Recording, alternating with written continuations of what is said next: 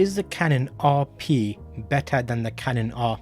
They're both Canon mirrorless cameras released about the same kind of era. We're going to look at the specs, we're going to find out which one is better and find out why one is more expensive than the other. Is there a big difference? Well, I've brought a lineup of them up. EOS R was released in 2018. The EOS RP was released in 2019. So there's a couple of differences.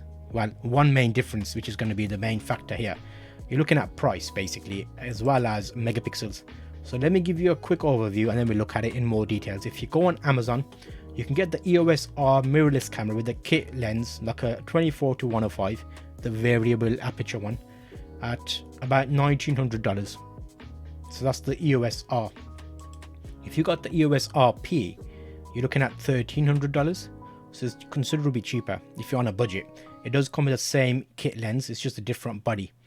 So which one is better? It depends what you're going to be shooting with the camera basically.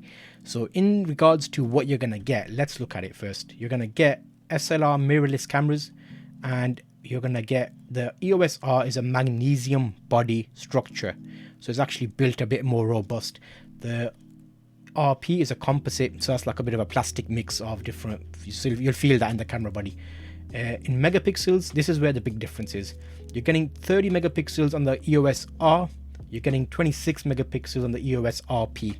So you're doing landscape photography where megapixels are very important, you're getting big images where you want to basically crop into things, the more megapixels will be better. This is along the lines of Sony. You know how they do the the A7R versus the A7S. One is like a higher megapixel version of the lower megapixel. Along those lines, you're familiar with Sony cameras. If not, I've done another video comparing the Sony cameras. So along these lines, what else we're looking at overall, generally it's similar. There's nothing that stands out apart from one other thing. They both have fully articulating screens, and you're gonna get same kind of features apart from the continuous drive.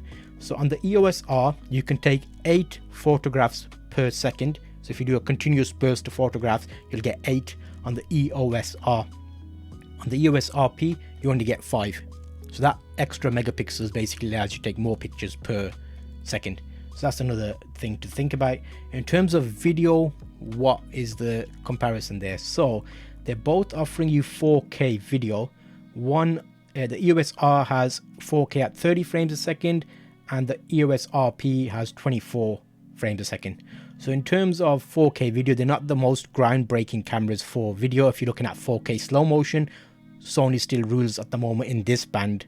However, we've got the R5 and the R6, which we can look at and find out what's going on there. And then all the way down here, let's have a look at the last few little things. Is there anything worth mentioning? No. So the moral of the story here is, if you're doing landscape photography where megapixels are very important, then go for the higher megapixel camera, which is going to be the EOS R. And if you're not as worried, you can get and save a bit of money with the RP.